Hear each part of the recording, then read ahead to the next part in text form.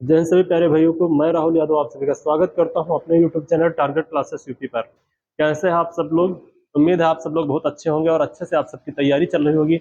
आज तो आपके जो एडमिट कार्ड हैं, जो 23 तारीख को जिसका जिसका पेपर है, और उनके एडमिट कार्ड भी डाउनलोड होना शुरू हो चुके हैं। तो आप लोग देख सकते हैं कि आपका जो पेपर है वो किस शिफ्ट में है, शहर। और तो आपने पहले ही देख लिया था डेट, लेकिन अब आपको ये भी पता चल जाएगा कि आपका फर्स्ट पाली में है या सेकेंड पाली में है। तो ठीक है, आपके एडमिट कार्ड आ गए हैं, तो मनोबल और जोश जुनून बनाए रखिए। हिम्मत नहीं हारना है, ठीक है, हिम्मत नहीं हारना। ये लास्ट का छड़ा, मैदान में उतरने का समय आ गया है।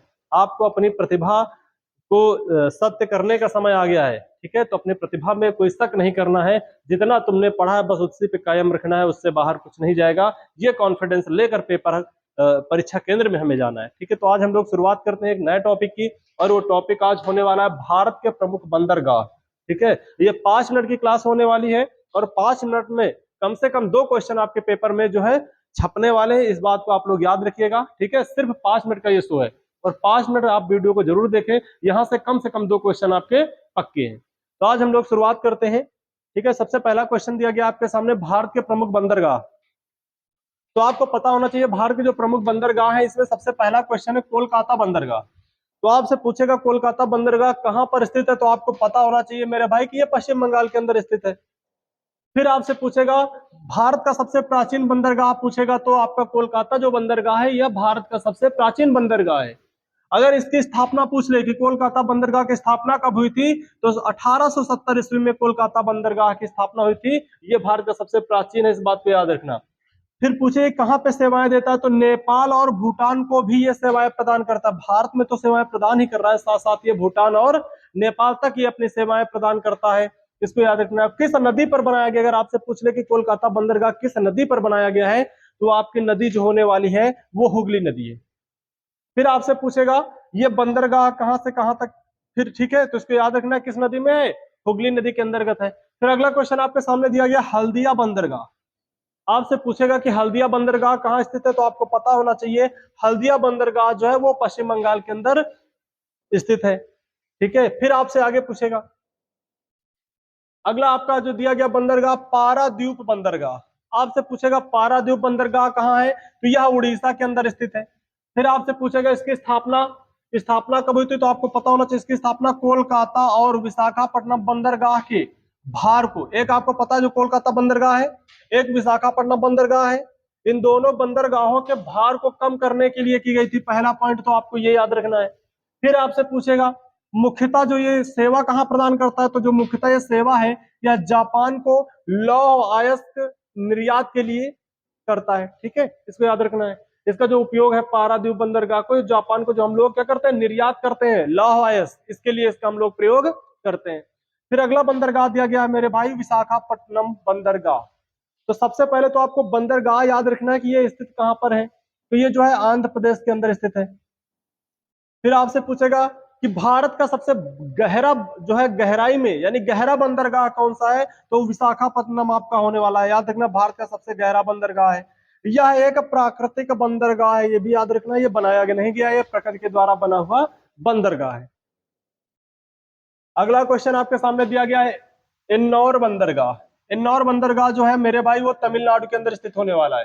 देश का, ठीक है, देश का पहला निगमित बंदरगाह है, इस बात को आपको याद रखना। आपसे पूछेगा देश का पहला निगमित बंदरगाह कौन सा है, तो इन्नौर बंदरगाह है, ठीक है।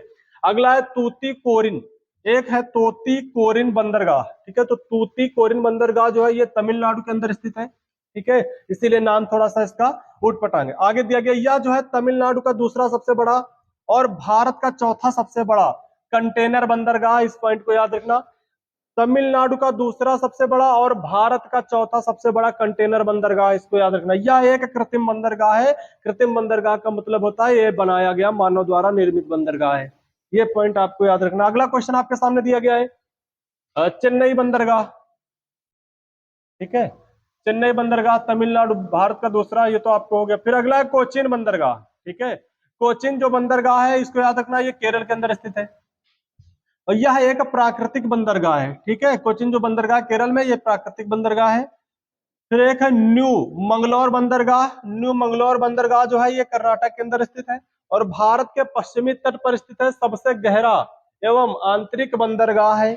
ये पॉइंट आपको याद रखना है। मेन जो आपसे पूछा जाएगा वो पूछा जाएगा न्यू मंगलोर बंदरगाह किस राज्य में स्थित है? कर्नाटक। कोचीन बंदरगाह कहां पर है? केरल।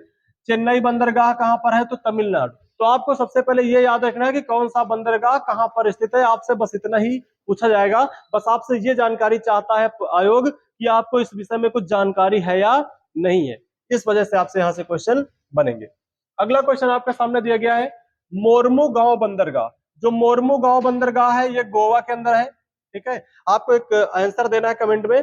आपको बताना है कि गोवा पुर्तगालियों से कब आजाद हुआ था। इस बात का आंसर आप कमेंट में बताएं। अगला क्वेश्चन दिया गया, जुआरी नदी। जुआरी नदी के मुहाने पर स्थित एक निर्यात प्रधान बंदरगाह है। कौन सा? मोरमू।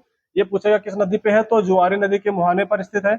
यहाँ से देश से निर्यात किए जाने वाले लौह अयस्क का 40% भाग, ठीक है, जो लौह अयस्क जो हम लोग निर्यात करते हैं 40% भाग निर्यात किया जाता है मोरमू गांव बंदरगाह से। अगला दिया गया जवाहरलाल नेहरू बंदरगाह। ठीक है, यह बंदरगाह जो है यह महाराष्ट्र के अंदर स्थित होने वाला है और यह देश का सबसे बड़ा कंटेनर बंदरगाह है। मेन पॉइंट इससे ये याद रखना। पहले तो याद रखना जवाहरलाल नेहरू बंदरगाह किस राज्य में है? महाराष्ट्र में है।